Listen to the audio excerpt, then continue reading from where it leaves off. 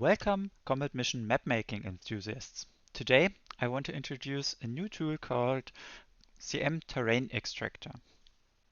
CMTerrainExtractor will help you access a number of sources for elevation data and also OpenStreetMap data and process it in a way that it can be used by CMAutoEditor. Now let me walk you through a typical workflow to extract both elevation and OpenStreetMap data for a specific region. When you click on Options, you can see a list of currently implemented sources for elevation data. For this walkthrough, we will visit the Fulda Gap, which is in Hessen, Germany. Okay, let's go back to the map view. Let's say we want to extract data in a region near Bad Hersfeld. We can simply zoom in, and if we know where to look, in this way we can in principle find it. The easier solution is to use the search field here. Let's enter Bad Hersfeld. And here we have it. The first step in our workflow is to select a bounding box.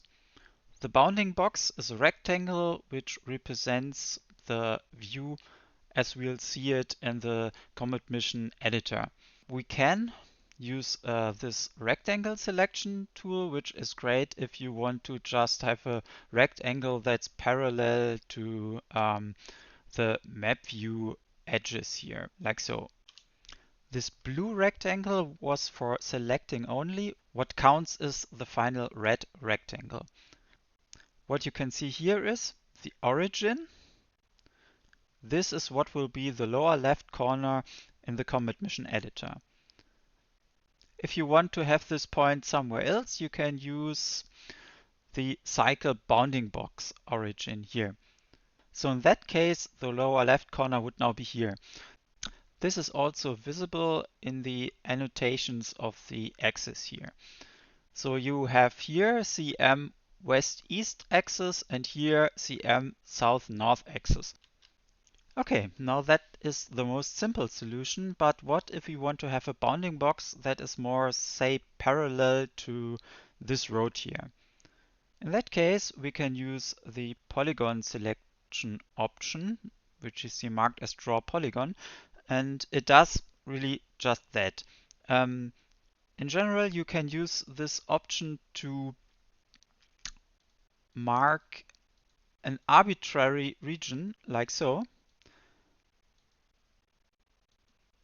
and it will automatically calculate a rectangle that is the smallest rectangle that includes this polygon. But you can also simply select a rectangle with 4 points. Let me quickly delete this here. Now you can see here in the sidebar the longitude and latitude values for your selected rectangle are marked here. And you can save them for later reference or for entering them here again, like so. And you can see here it's now saved. Remember that Comet Mission has a limitation to how large the map can be, and CMAutoEditor has a limitation that is even a bit smaller, so it can only use like 16 square kilometers currently. And in order to keep track of that and tell you if the selection is valid or not, you can look at the values here. So let's just, for testing, select something larger, like so. As you can see here, everything is too large. So the west-east axis, south-north axis, and also the total selected area here. I will delete this and select this smaller area here. Right, and now it fits. Once we have a bounding box selected, the next step is to go to elevations here. Unfortunately, the zoom level resets when you select a different point here in the sidebar, but we can quickly just zoom back in and you'll see our selection is still there. Okay, back to elevations. For our selected area, we want to know what data sources are available. We can do that by clicking Find Available Data Sources. It will take a little time. And now we have data sources, Hessen, DGM, and also ALOS World 3D.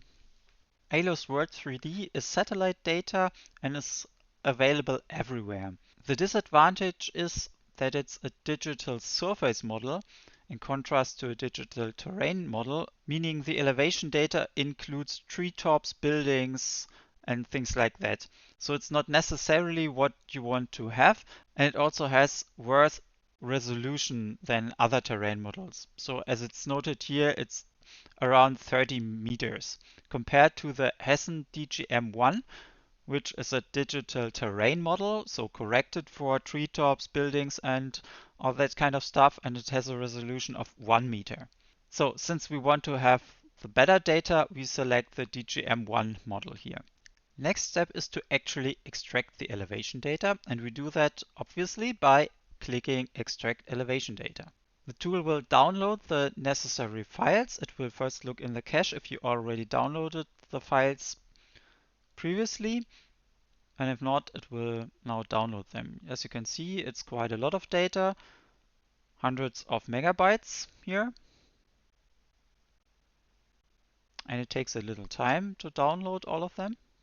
And once that is done, the data is processed and combined into a single elevation profile. You can see a preview of the elevation data here. Let's zoom in a little bit and you can see that it fits. And now we can download the elevation CSV file, which is in a format that can be read in by CMAutoEditor. If we also want to have OpenStreetMap data for our selected area, we now go to the next point here, OpenStreetMap. Okay, for this, we first have to select the combat mission title for which we want to generate a map. Let's say Cold War here. And then we can select the configuration file here. Here the CMCW configuration file is auto-selected. And then we can either download completely new data or drag and drop a file here that we obtained in a different way, say by using the JOSM tool. For our walkthrough here, we will just go and download OpenStreetMap data. Again, takes a little time. And now the Process OpenStreetMap Data button becomes available, and we click that. And once this is done, and this can really take a few minutes, once that is finished, we get this preview here. You can hover over it and get some tooltips. And with that, we are done, except for actually downloading the CSV file that we can then process with CMAutoEditor. In case you encounter any problems with this tool, you can go to the menu here and select Report a Bug, which will directly lead you to my GitHub repository where you can file a bug report. And with that, thank you for watching this video, and I hope you enjoy using CMTerrainExtractor.